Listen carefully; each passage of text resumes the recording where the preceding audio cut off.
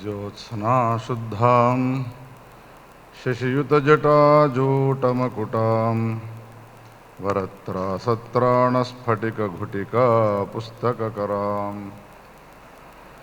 सकृन्नत्वा नत्वा कथमिव सतां सन्निदधते मधुक्षीरद्राक्षा मधुरिमा धुरीणाः फणितयः मधुक्षीरद्राक्षा मधुरिमा धुरीणाः फणितयः।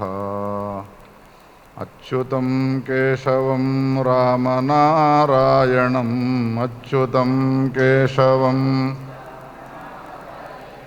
कृष्णदामोदरं वासुदेवं हरिं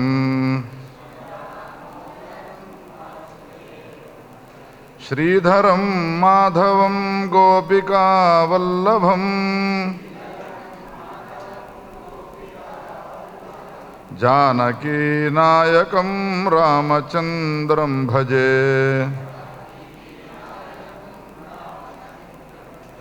अच्युतं केशवं रामनारायणम् कृष्णदामोदरं वासुदेवं हरिं श्रीधरं माधवं गोपिकावल्लभम् जानकीनायकं रामचन्द्रं भजे।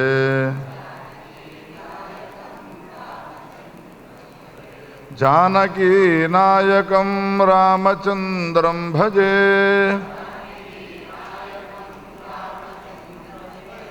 जानकीनायकं रामचन्द्रं भजे।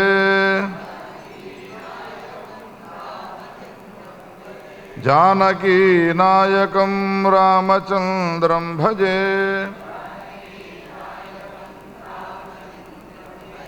जानकीनायकं रामचन्द्रं भजे। दशरथनन्दन दशरथनन्दन दशरथनन्दन दाशरथे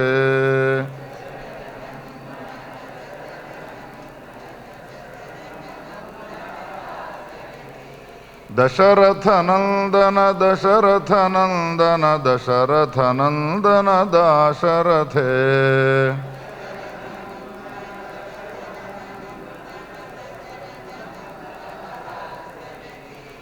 राजा राम जय राजा राम राजा राम जय सीताराम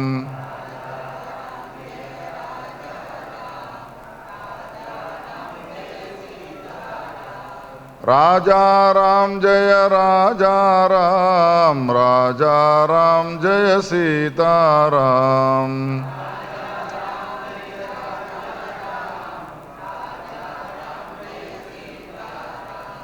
राम राम जय राजा राम राम राम जय सीताराम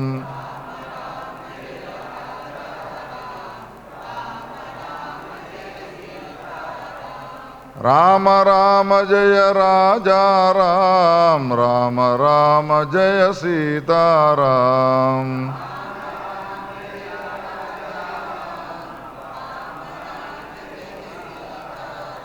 राम राम जय राजा राम राम राम जय सीताराम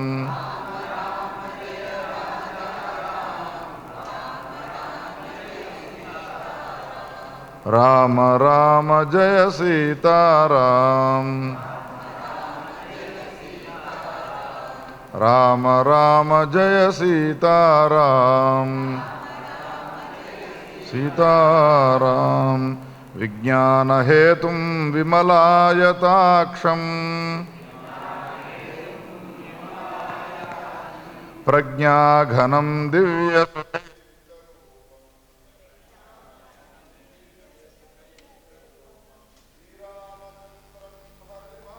देवम्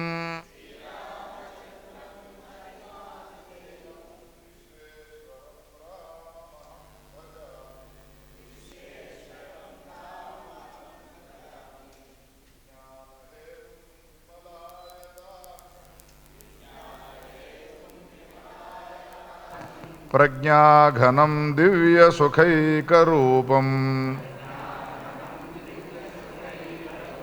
శ్రీరామచంద్రం హరిమాదిదేవం విశ్వేశ్వరం రామమహం భజామి.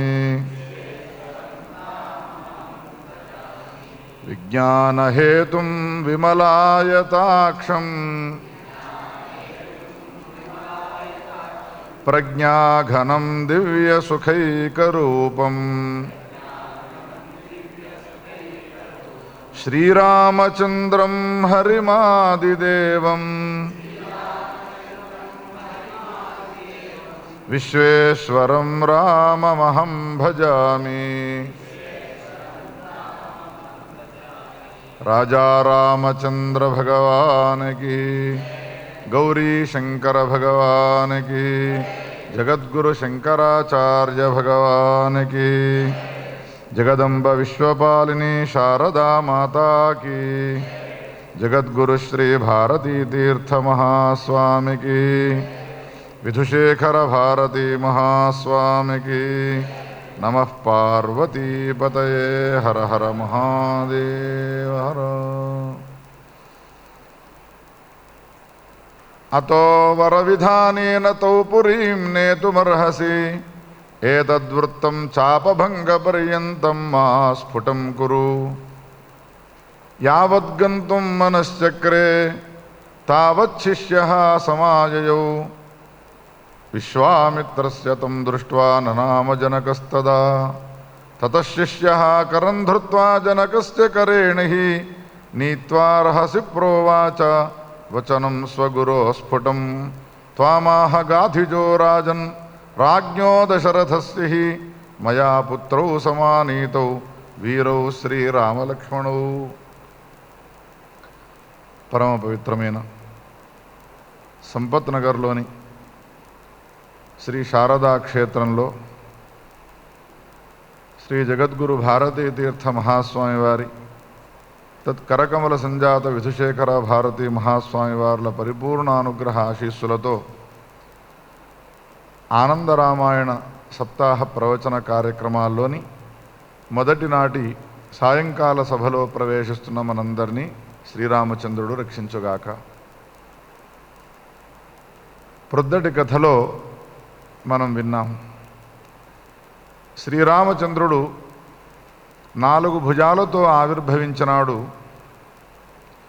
శంఖచక్ర గదా వనమాల విరాజితుడై పీతాంబరధారి ఆవిర్భవించినాడు. ఆయన చేతిలో ఉన్నటువంటి శంఖము చక్రము భరత శత్రుఘ్నులుగా ఆవిర్భవించగా, ఆయన ఏ సర్పము పైన పడుకోనుంటాడో అనంతుని పైన ఆ ఆదిశేషుడైనటువంటి స్వామి లక్ష్మణునిగా ఆవిర్భవించినాడు.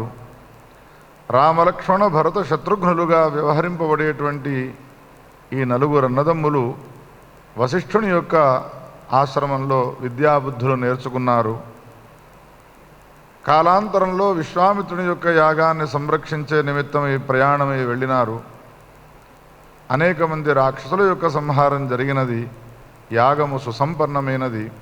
అహల్య ఉద్ధారం కూడా జరిగినది. గుహురుని కూడా అనుగ్రహించినాడు.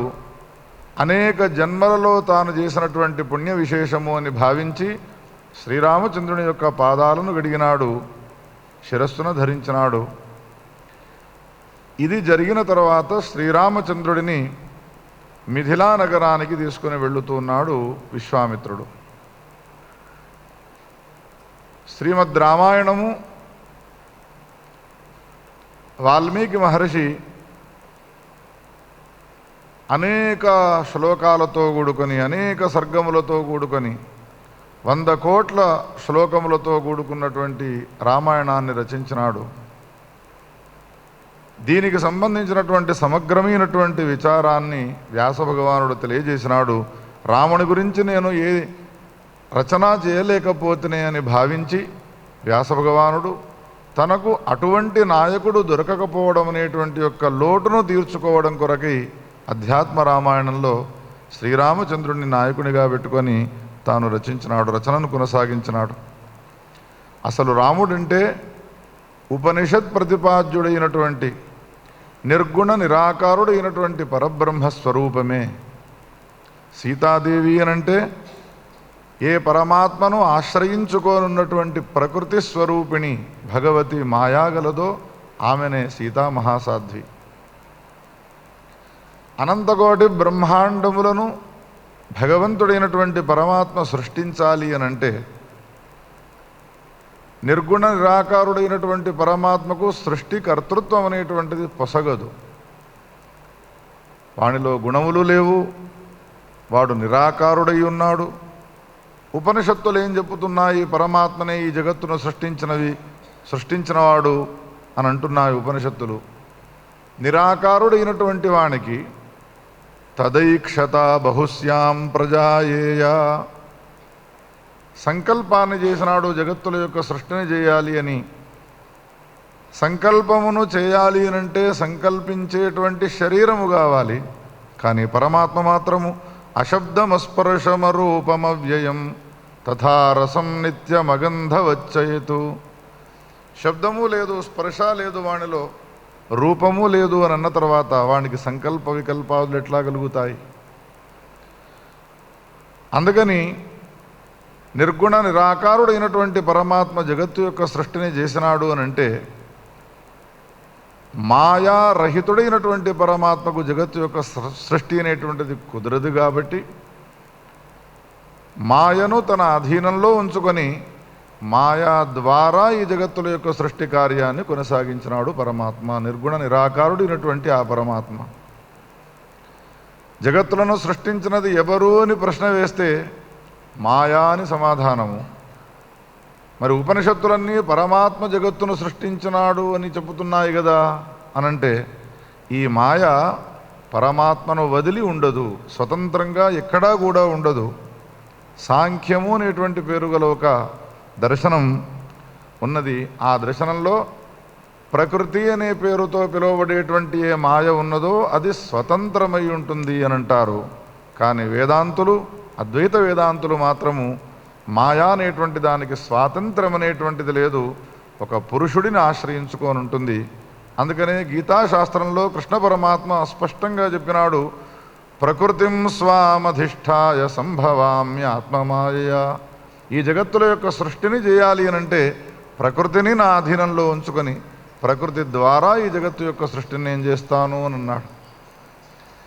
ఏతావత ప్రకృతి యొక్క సహాయము లేనిది పరమేశ్వరుడు పరమాత్మ ఏ జగత్ సంబంధమైనటువంటి సృష్టి కార్యాన్ని నెరవేర్చలేడు. కావున ప్రకృతి స్వరూపిణి భగవతి రాజరాజేశ్వరి సీతామహాసాధ్వి అయితే పురుషుని యొక్క స్వరూపము నిర్గుణ నిరాకారుడైనటువంటి ఉపనిషత్ ప్రతిపాద్యుడైనటువంటి శుద్ధ బ్రహ్మ పరాత్పరుడు శ్రీరామచంద్రుడు. ఇందులో ఏమాత్రమూ సందేహించేటువంటి అవసరమే లేదు. అందుకనే పొద్దున మనం చెప్పుకున్నటువంటి మాట ఈ దృష్టితో ఆలోచన చేసినప్పుడు మాత్రమే పొసుగుతుంది. సర్వసంగ పరిత్యాగులై అన్నిటి యందు అభిమానాన్ని వదిలిపెట్టి అహం బ్రహ్మాస్మి అనేటువంటి అనుభవ వాక్యాన్ని నిరంతరము జపించేటువంటి వారికి ఏ బ్రాహ్మీ స్థితి లభిస్తుందో ఆ బ్రాహ్మీ స్థితి సర్వసంగ పరిత్యాగము లేకపోయినా, అన్నిటి యందు అభిమానాన్ని వదలకపోయినా, రాముని యొక్క నామాన్ని నిరంతరము శ్రీరామ శ్రీరామ లేదా శ్రీరామ జయ రామ జయ జయ రామ అనేటువంటి ఏ ఉచ్చారణ చేసేటువంటి భక్తులు ఉంటారో, రామభక్తులు ఉంటారో వాళ్ళకు అటువంటి స్థితి లభిస్తుంది.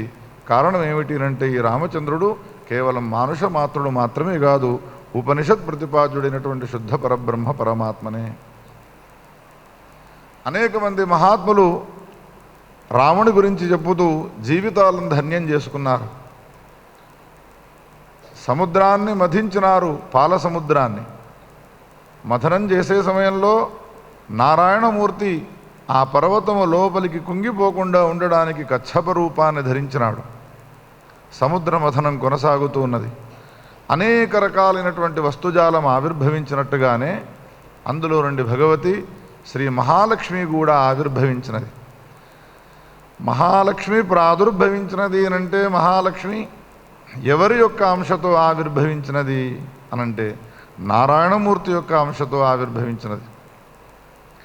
పర్వతము నారాయణమూర్తి యొక్క స్వరూపమే, కింద ఉన్నటువంటి కచ్చపము నారాయణమూర్తి యొక్క స్వరూపమే. దేవతలు రాక్షసులు ఘర్షణ చేయడం వలన ఆయన యొక్క అంశగా ఆవిర్భవించినటువంటి సుందరాతి సుందరమైనటువంటి రూపమే భగవతి శ్రీ మహాలక్ష్మీదేవి. ఎట్లానో రాముని యొక్క కాంతి, రాముని యొక్క ప్రభ, రాముని యొక్క ఆభ, రాముని యొక్క తేజస్సే భగవతి శ్రీ సీతామహాసాధ్వి. ఇందులో ఏమాత్రము సందేహం లేదు. ఎప్పుడైతే గుహునికి అనుగ్రహాన్ని ఇచ్చినాడో ఆ తర్వాత మిథిలా నగరానికి ప్రయాణమై వెళుతూ ఉంటే లక్షలాది మంది ఆ నగరాన్ని ఆపాటికే వచ్చి చేరుకొనున్నారు. అందరూ చక్కగా అలంకారాలు చేసుకున్నారు. రాజచక్రవర్తులు, యువకులంతా కూడా వచ్చినారు. మిథిలా నరేషుడు తన అందాల గతి అయినటువంటి సీతామహాసాధ్వికి స్వయంవరాన్ని ఏర్పాటు చేసినాడు. స్వయంవర మంటపం చాలా సుందరంగా తీర్చిదిద్దబడ్డది.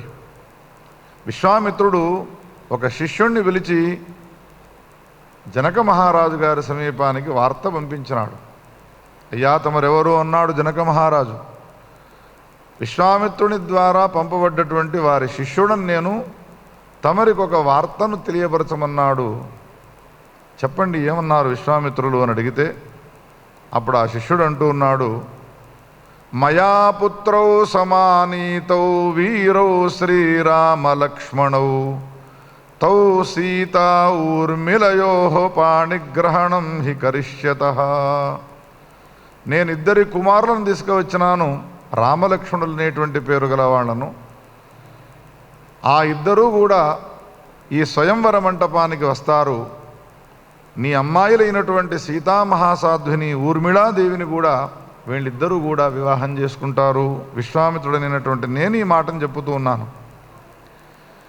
అయ్యో, మరి నేను ఇదివరకు ఒక పణాన్ని పెట్టుకున్నాను కదా, ఎవరైతే ఈ శివధనుస్సును ఎత్తుతారో వాళ్లకు మాత్రమే నా అమ్మాయినిచ్చి వివాహం చేస్తాను అని ప్రతిజ్ఞ చేసి ఉన్నాను కదా అనంటే, ఎంతమంది రాజన్యులు వచ్చినా, ఎంతమంది యువకులు వచ్చినా కానీ ఆ శివధనుస్సును ఎత్తి అల్లెతాడును బిగించేటువంటి సామర్థ్యం గలవాడు కేవలం రామచంద్రుడు మాత్రమే. ఈ విషయాన్ని నీవు జ్ఞాపకముంచుకో. అందుకని విధి విధానంగా సీతామహాసాధ్విని రామచంద్రునికే ఇచ్చి వివాహం చేస్తాను అనేటువంటి నిశ్చయాన్ని నీవు పొందవయ్యా అని మా గురువు గారు చెప్పంపినారు. కానీ ఈ విషయాన్ని మీరు చాలా గుప్తంగా రహస్యంగా ఉంచండి అని అన్నారు. విశ్వామిత్రుడు పంపిన ఈ విషయం కేవలం జనక మహారాజు గారికి మాత్రమే తెలుసును. ఈ కథను విన్న మీకు మాత్రమే తెలుసును, ఇంకెవరికి కూడా చెప్పబోకండి. ఎందుకు అనంటే రహస్యమైనటువంటి విషయములు బయట పెట్టినాము అనంటే అనర్థాలు జరిగేటువంటి అవకాశం ఉంటుంది.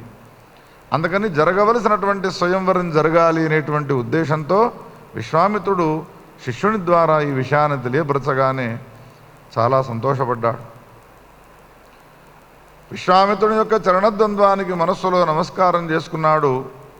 తూష్ణీమేవ పురీం నిజాం తోరణాజ్యై శోభయిత్వా సైన్యేన పరివేష్టితః వారణేంద్రం పురస్కృత్య సమార్యస్తైర్నృపైః సహా. ఇంకేమిటి, విశ్వామిత్రుడు ఈ మాటను చెప్పిన తర్వాత హృదయం అంతా కూడా పరమాత్మ పరబ్రహ్మ స్వరూపుడైనటువంటి రామచంద్రుడు నిండిపోయి ఉన్నాడు. బయటికి విషయాన్ని తెలియపరచగా మొత్తం మిథిలా నగరాన్నంతా కూడా చక్కగా తోరణాలతో అలంకారం చేసినాడు. ఎక్కడ చూసినా కానీ పండుగ వాతావరణము సృష్టింపబడ్డది. స్వయంవరానికి ఇంత పెద్ద ఏర్పాట్లు ఏమిటి అని అందరూ ఆశ్చర్యచకితులయ్యేట్టుగా, ఒక వివాహానికి ఎంత వ్యవస్థ చేయబడుతుందో అంత వ్యవస్థను చేసినాడు. విశ్వామిత్రుడు ముందు నడుస్తూ ఉండగా వెనకాల శ్రీరామచంద్రుడు లక్ష్మణస్వామి ఇద్దరు కూడా ప్రయాణమై వస్తున్నారు. నేదుహు నానాసురవాద్యాని జగుస్తేతు నటాదయః తదాతౌ హట్ట మార్గేణ జగ్ముశ్చాతి శోభితౌ. చాలా కాంతివంతులైనటువంటి ఆ ఇద్దరు కూడా నడుస్తూ వెళుతూ ఉంటే ఆ దృశ్యాన్ని చూసినటువంటి మిథిలా నగరంలో ఉన్నటువంటి ఏ ప్రజలు ఉన్నారో వాళ్ళంతా కూడా అనేక రకాలైనటువంటి ఊహలను ఊహించుకుంటూ ఉన్నారు. అందులో ముఖ్యంగా రామచంద్రుని యొక్క రూపాన్ని దర్శించిన తర్వాత పురుషులకే మోహం కలిగించేటువంటి రూపం గలవాడు కదా రామచంద్రుడు. పుంసాం మోహన రూపాయ అని అంటూ ఉంటారు కదా. అటువంటి రాముని యొక్క దర్శనం చేసుకున్న తర్వాత మిథిలానగరంలో ఉండేటువంటి ఏ స్త్రీలు వనితలు ఉన్నారో వాళ్ళంతా కూడా ఆయనను గురించి రకరకాలుగా ఊహించుకుంటూ ఉన్నారు. అవన్నీ రాస్తాడు ఈ సందర్భంలో వాల్మీకి. కమలముల వంటి కళ్ళు కలిగినటువంటి రామచంద్రుణ్ణి చూడగానే ఏమనుకుంటున్నారు అనంటే, అస్మాకం సుకృతై అద్య తయోరేతౌ పతిశుభౌ శ్రీరామలక్ష్మణౌ రమ్యౌ భవతశ్చ ఉత్తమోత్తమౌ. మేమంతా కూడా రాముని యొక్క దర్శనం చేసుకుంటూ ఉన్నాము, కానీ ఇంతకాలము మాకు సీతాదేవి యొక్క సౌందర్యమే తెలుసును. మా అమ్మాయి కాబట్టి, మేము నిరంతరము ఆమెను చూస్తూ ఉంటాము కాబట్టి, ఆమెతో మేము విహరిస్తూ ఉంటాము కావున ఆమె యొక్క సౌందర్యాన్ని మేమంతా కూడా చాలా చక్కగా చూసి ఉన్నాము. కానీ అనేక రోజుల నుండి మేము అనుకునే మాటల్లో ఒకటే, ఇంత సౌందర్యవతి అయినటువంటి సీతామహాసాధ్వికి ఎవడు వరుణిగా వస్తాడో అని ఊహించుకునేవాళ్ళం. అసలు ఈ అనంత బ్రహ్మాండాల్లో అటువంటి అందగాడు ఉన్నాడా, సీతాదేవిని చేపట్టేటువంటి వాడు అని మేము అనేక సార్లు సందేహాన్ని వెలిబుచ్చుకుంటూ ఉండేవాళ్ళము. కానీ ఈ రాముని యొక్క దర్శనం అయిన తర్వాత రామోస్మాకం రోచతే కరోత్వేవం విధిస్తు సహా. బ్రహ్మదేవుడు తప్పకుండా ఈ రామచంద్రుడినే సీతాదేవికి వివాహమయ్యేట్టుగా అనుగ్రహించాలి అని అందరూ మనస్సుల్లో నమస్కారం చేసుకుంటూ ప్రార్థనలు చేస్తూ ఉన్నారు. ఒకవేళ రాముడు కాక ఇతరులు ఎవరైనా సీతాదేవిని చేపట్టినారు అనంటే ఆ జోడి అది సరైనటువంటిది కాదు. బ్రహ్మదేవుడు సరైనటువంటి జోడిని నిర్మించినాడు, సృష్టించినాడు. ఈ రామచంద్రుడు సీతాదేవిని తన పక్కన నిలబెట్టుకుంటే మాత్రమే వాళ్ళిద్దరి యొక్క జోడి చూడడానికి చాలా సుందరంగా ఉంటుంది. మా జీవితంలో ధన్యములైతాయి అని వాళ్ళంతా కూడా అనుకుంటూ ఉండగా వాళ్ళ మాటలన్నిటి కూడా వింటున్నాడు రామచంద్రుడు. సర్వహృదయాంతరంగుడు కదా, అందరూ తనను గురించి ఏమనుకుంటున్నారు అనేటువంటి భావాన్ని పొందుతూ ఉన్నటువంటి వాడే, ఆ విషయాలన్నిటి కూడా కనుగొంటూ ఉన్నటువంటి వాడై, తెలుసుకుంటూ ఉన్నటువంటి వాడై ప్రయాణమై వెళుతున్నాడు. ఇంతలో ఎదురుగా వచ్చినాడు జనక మహారాజు. అర్ఘ్యపాద్య ఆచమనాలు ఇచ్చిన తర్వాత, అయ్యా ఈ ఇద్దరు ఎవరు అని అడిగినాడు తెలియని వాణి వలె. చెప్పినాడు, రామలక్ష్మణువు. రాముడు లక్ష్మణుడు అనేటువంటి పేర్లు గలటువంటి వీళ్ళిద్దరూ కూడా ఉన్నారు. ఇంకా వీళ్ళకి ఇద్దరు తమ్ములు ఉన్నారు, వాళ్ళ పేరు భరత శత్రుఘ్నులని. నీకున్నటువంటి ఏ ఇద్దరు అమ్మాయిలు ఉన్నారో వాళ్లను ఈ ఇద్దరి కుమారులకిచ్చి వివాహం చేయవయ్యా, నీ జీవితం ధన్యమవుతుంది అనేటువంటి ఈ మాటను చెప్పగానే చాలా సంతోషపడ్డాడు. లోపలికి తీసుకుని వెళ్ళినాడు. ఇంతవరకు ఎంతోమంది రాజన్యులు వచ్చినారు, రాజయువకులు వచ్చినారు ఆ సభామంటపానికి. కానీ జనక మహారాజు గారు ఎదురుగా వెళ్ళి అర్ఘ్యపాద్యాలనిచ్చి సన్మానం చేసినటువంటి పాపానవ్వలేదు. సభలో కూర్చొని ఉన్నటువంటి ఇతర రాజ్యాలకు సంబంధించినటువంటి యువకులు ఉన్నారో వాళ్ళంతా కూడా అనేక రకాలైనటువంటి ఊహల్లోకి వెళ్ళిపోతూ ఉన్నారు. పరస్పరం ఏమనుకుంటూ ఉన్నారు అనంటే, ఈ జనక మహారాజు మనకు చేయనటువంటి సన్మానాన్ని ఈ రామచంద్రునికి చేసినాడు. అందుకని ఈ సభామంటపంలో స్వయంవరం జరుగుతూ ఉండగా ఏదో ఒక మోసాన్ని చేస్తాడేమో అని అనిపిస్తూ ఉన్నది ఈ జనక మహారాజు గారు మనకు అని అనుకుంటూ ఉన్నారు. అంతేకాదు, విశ్వామిత్రుని వెంట వీళ్ళిద్దరూ రావడం వలన విశ్వామిత్రునికి ఇచ్చేటువంటి ఆ గొప్పనైనటువంటి గౌరవాన్ని ఈ రామలక్ష్మణులకు ఇచ్చినారు అనంటే నిజంగా మనందరము ఏదో ఒక పెద్ద మోసాన్ని అనుభవించబోతూ ఉన్నాము అని అనిపిస్తూ ఉన్నది అని ఒకళ్ళకొకళ్ళు వాళ్ళంతా కూడా చెప్పుకోవడం ప్రారంభించినారు. ఆ సభామంటపంలో పార్వతి, శంకరుడు పార్వతీదేవికి ఈ రామకథను వినిపిస్తూ ఉన్నాడు. శివునికి సంబంధించినటువంటి ధనుస్సును ఎవరు లేపి ఎక్కువ పెడతారో వాళ్లకు మాత్రమే ఇచ్చి నా అమ్మాయిని పెళ్లి చేస్తాను అని